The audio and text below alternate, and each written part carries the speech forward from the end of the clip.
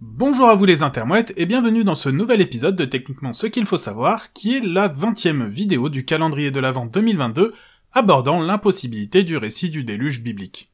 Bien entendu, si vous souhaitez voir plus de vidéos traitant de ce sujet, vous pourrez retrouver en lien dans la description la playlist où sont rassemblées toutes les vidéos de ce calendrier de l'Avent, lien qui s'affiche également sur votre écran. Je l'avais déjà évoqué à plusieurs reprises dans différents épisodes de cette série, mais les musées créationnistes de par le monde, ayant construit des structures censées être les répliques de l'arche de Noé, et qui sont pour certaines assez belles et impressionnantes, il faut bien le reconnaître, arrivent avec maestria à démontrer l'opposé de ce pourquoi elles existent. Car les créationnistes qui les conçoivent veulent, en plus de se faire de l'argent en amenant des croyants crédules et ignorants, démontrer au monde entier que leur livre sacré dit la vérité, et que leur ami imaginaire est le seul vrai Dieu. Et j'adore au plus haut point quand une personne arrive à démontrer le contraire de ce qu'elle souhaite à la base, et qu'en plus elle est tellement incompétente ou aveuglée pour s'apercevoir de ce qu'elle vient de faire. Et bien là, on est parfaitement dans ce cas précis. Comme je l'ai déjà dit, le texte religieux sur le déluge n'est pas clair du tout. Mon interprétation est que le vieux barbu a prévenu le gardien de zoo seulement 7 jours avant le déluge. Le souci, c'est que justement comme c'est très vague dans le texte, vague déluge,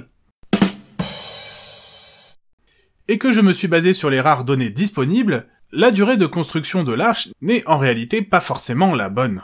Alors certes, j'ai fait ce choix parce que c'est la seule indication que nous donne le texte quant à la proximité entre le temps d'annonce et le déluge. Mais j'ai fait également ce choix parce que je trouve qu'il est extrêmement drôle de se dire qu'une construction aussi monumentale puisse être réalisée en si peu de temps. Est-ce que je suis de mauvaise foi? Ouais, peut-être un peu quand même. Mais bon, c'est pas grave parce que on va explorer une autre voie en mettant de côté cette hypothèse que j'avais faite. Il est vrai, en effet, qu'il existe des textes postérieurs qui sont ou non apocryphes et qui prétendent apporter des précisions sur la durée de la construction. Le fait est que ces textes datent d'après le 1er siècle de notre ère. À titre personnel, me fier à des textes censés être écrits 2000 ans après les faits sur le simple fondement de la foi et sans la moindre preuve matérielle archéologique, c'est tout aussi ridicule que le fait de se baser sur les BD d'Astérix pour avoir une connaissance de la vie dans la Rome antique. Astérix, il est là ? Mais bon, concrètement, ces textes ne nous apprennent pas beaucoup de choses en plus sur la construction de l'arche et sur son déroulé. Donc on va faire une hypothèse totalement folle en nous basant uniquement sur les dates qui sont présentes dans le texte religieux ailleurs. Qu'est-ce qu'on sait vraiment? On sait que Noé avait 500 ans quand il a eu ses fils. Bon, on va laisser de côté la crédibilité de cette affirmation, sinon on n'en aura pas fini avec les critiques. Ensuite, on nous dit qu'il avait 600 ans quand le déluge a eu lieu. Donc on peut estimer qu'au maximum, la construction de l'arche s'est étalée sur un siècle. Très bien, ça, on le prend. On nous dit également que Noé, ses 3 fils, et leurs femmes respectives qui n'ont pas le droit à leur nom, montent dans l'arche. Donc on peut supposer que ces 8 personnes ont travaillé d'arrache-pied à accomplir l'œuvre de Dieu. Ok, on avance par étapes. Alors je sais qu'il y a des croyants à la fois malhonnêtes, ignorants et d'une totale mauvaise foi sans borne, et dont certains sont venus dans mes commentaires, qui m'ont dit « Oui, mais en fait, si ça se trouve, Noé a embauché d'autres personnes pour l'aider. » À ça, je répondrai non, pour 2 raisons.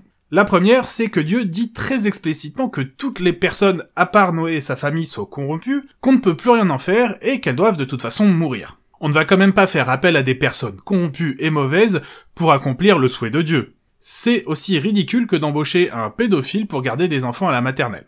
Au passage, je veux bien qu'on m'explique comment on peut porter une planche de manière corrompue, planter un clou de manière corrompue, ou même couper du bois de manière corrompue. Mais bon, passons ce problème de débilité. La seconde raison pour laquelle Noé n'aurait pas demandé de l'aide à d'autres personnes, c'est que les zélotes qui avancent cette affirmation pensent que ça rend leur histoire plus crédible. Alors certes, dans un sens, avoir plus de main-d'œuvre, ça signifie aller plus vite. Mais le problème, c'est que les croyants aveuglés par leur vision étriquée ne voient absolument pas la conséquence directe de cette solution qu'ils proposent. Le fait d'embaucher d'autres personnes pourrait avoir pour conséquence que ces dernières évendent la volonté de Dieu de tout détruire et puissent ébruiter cela un peu partout autour. Ça pourrait provoquer des émeutes, ou alors les gens pourraient faire leur propre bateau pour survivre également, voire prendre celui de Noé directement en le virant. Elles pourraient également rentrer dans le droit chemin et mériter enfin leur ticket sur l'arche, mais vu que tout le monde meurt, ça fait que Dieu est un connard, mais également, si jamais Noé embauche des gens mais que lui ne les prévient pas que le déluge va avoir lieu, et que tout le monde va mourir, ça fait de lui un connard fini, du coup. Enfin bon, vous me direz, on n'est plus à ça près vu les énergumènes, entre celui qui zigouille tout le monde et l'autre qui maudit son petit-fils à être esclave, on est servi. Du coup, on va rester sur 8 personnes seulement. Calculons alors le nombre d'heures travaillées. On a 8 personnes qui vont travailler pendant 100 ans. On a 365,25 jours par an, et on va considérer que tout le monde travaille 6 jours, puis va honorer Dieu le 7e. On retire donc 52 jours par an, au minimum, pour honorer Dieu, sans quoi il va s'énerver le bougre. En plus c'est pratique, parce que qu'importe la religion abrahamique de Noé, de Noah ou de Nour, toutes les religions abrahamiques ont dans la semaine un jour dévolu à Dieu. Oh ben ça tombe bien alors. Au moins là, c'est simple. On va véritablement pousser au max tous les potards, en disant que tout le monde va travailler 24 heures sur 24 sans la moindre pause, ce qui nous donne un petit 6 14 400 heures de travail pour Noé et sa bande afin de construire l'arche. Voyons maintenant ce que ça donne du côté d'AIG. Alors on sait que tout s'est divisé en 2 phases, 3 ans de conception, suivi de 3 ans de réalisation. On va donc voir chaque partie indépendamment. On commence par les 3 années de conception. Pendant 3 ans, je vais être très généreux en disant qu'une équipe de seulement 100 personnes a travaillé dessus, entre les architectes, les spécialistes du BTP, les personnes qui géraient la collecte de fonds, les demandes de devis. C'est quand même un peu en dessous de ce qui a dû être la réalité. Ensuite, je vais une nouvelle fois aider le texte en affirmant que tout ce petit monde travaillait seulement 1 jour sur 2, puis que toutes les journées de travail ne faisaient que 10 heures. Ça nous donne donc un tout petit 547 875 heures de travail pour la partie conception de l'arche. On a quand même encore un peu de marge. Maintenant, on va attaquer le gros œuvre, à savoir la réalisation qui a duré également 3 ans.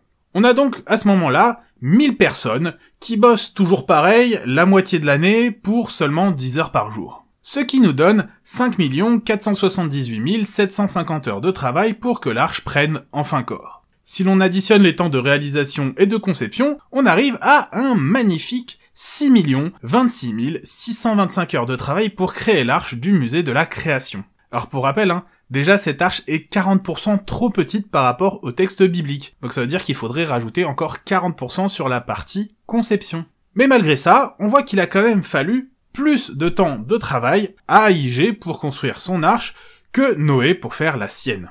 Et il y a en plus à coup sûr des gens qui sont venus bénévolement afin de filer un coup de main sur le côté administratif pendant la phase de conception. Et je ne compte même pas toutes les personnes qui ont conçu les visuels et les encarts explicatifs mensongers dans le bazar, et qui ont fait en sorte de faire la promotion afin de récolter de l'argent pour pousser le projet, parce que tout ça c'était pas vraiment dans la version originale, mais c'est quand même des personnes qui ont fourni du travail même si c'est pas compté dans la construction. Donc malgré tout ça, en aidant à mort la team Noé, et en désavantageant autant que faire se peut la team AIG, on arrive quand même à la conclusion que AIG a eu besoin de plus d'heures de travail pour construire son arche que Noé et toute la clique.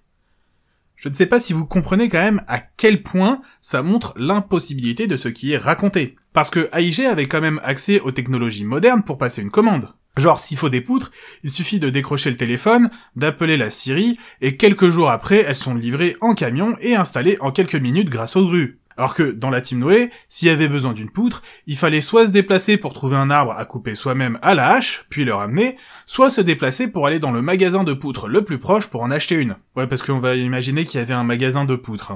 Et c'est pas fini, parce que la poutre, il faut ensuite la ramener, avec des carrioles tirées par des bêtes. C'est pas qu'en soi ce soit impossible, entendons-nous bien, c'est juste que c'est extrêmement long, putain. À 8 pécores, là, c'est pas 1 siècle qu'il leur aurait fallu pour construire le pavé, c'est au moins 4 ou 5 siècles, sachant qu'en plus, moi j'ai compté qu'ils bossaient 24 heures par jour, c'est pas du tout réaliste. Et en plus, une fois que tout ça s'est construit, c'est pas du tout fini, c'est que le début. Parce que maintenant, il va falloir charger l'eau, charger les vivres, charger les animaux, brancher la télé, la box, orienter la parabole pour capter les émissions intéressantes et tout. Enfin bon, tout ça, c'est encore super long, c'est du temps qui va se rajouter. Alors qu'à AIG, une fois que tout était fini, qu'est-ce qui restait à faire? Couper le ruban pour laisser les crédules porte-monnaie sur patte rentrée. Donc ouais, clairement, on voit encore une fois que le récit du déluge est purement et simplement impossible. Techniquement, ce qu'il faut savoir, c'est qu'en analysant le nombre d'heures de travail pour réaliser un tel ouvrage, on s'aperçoit rapidement que les comptes ne sont pas bons. Les calculs sont pas bons, Kevin. Car même en poussant au maximum la quantité de travail fournie par les équipes de Noé, et en essayant de réduire au maximum la voilure pour l'équipe d'AIG, au point même d'avoir les 2 pieds totalement dans le ridicule, on s'aperçoit alors que les chiffres ne marchent pas. En fait, c'est même pas qu'il ne marche pas, c'est carrément qu'il coule en criant à l'imposture. Parce que ce que disent véritablement les chiffres, c'est qu'en faisant tous les efforts possibles et imaginables, Noé et le reste de sa bande sont censés avoir réussi à construire leur arche en moins d'heures de travail qu'AIG, alors que nos fondamentalistes chrétiens disposent de toutes les technologies modernes de communication, de transport et de manutention afin de réussir à faire une tâche de manière efficace, à savoir en ayant besoin du moins de temps possible et du moins de personnes possible. Et sachant qu'en plus la leur est 40% trop petite. Concrètement, la réalisation même de cette arche par AIG, qui est censée démontrer la véracité du récit et enseigner aux générations futures à croire dans le texte et à craindre Dieu, montre en réalité que le texte n'est rien d'autre qu'une histoire impossible. Et le pire, c'est que ces croyants sont tellement aveuglés par leurs convictions qu'ils n'arrivent même pas à réussir à entrevoir la portée de leur acte. Ils ne comprennent pas qu'ils viennent d'afficher à la face du monde que, malgré toutes les technologies modernes à leur disposition, et avec toute la bonne volonté du monde, il leur a été impossible de montrer autre chose que le fait que leur récit, qu'ils chérissent affectueusement au plus profond de leur cœur, n'est au fond rien de plus qu'un immense tissu de mensonges. Voilà, c'est la fin de ce 20e épisode de Techniquement ce qu'il faut savoir du calendrier de l'Avent 2022, abordant l'impossibilité du récit du déluge biblique. Comme d'habitude, je vous invite à partager ma vidéo, à la commenter, mais également à la liker afin d'améliorer le référencement de la chaîne. Vous avez également la possibilité de me suivre sur les réseaux sociaux où vous serez informé des épisodes à venir, et vous pouvez également me proposer des sujets que vous aimeriez voir traités ici. Bien sûr, si ce n'est pas déjà fait, je vous invite à vous abonner et à cliquer sur la cloche afin d'être informé des nouvelles vidéos et de ne rien rater de l'actualité de la chaîne. Je vous dis en tout cas à demain pour un nouvel épisode de Techniquement ce qu'il faut savoir.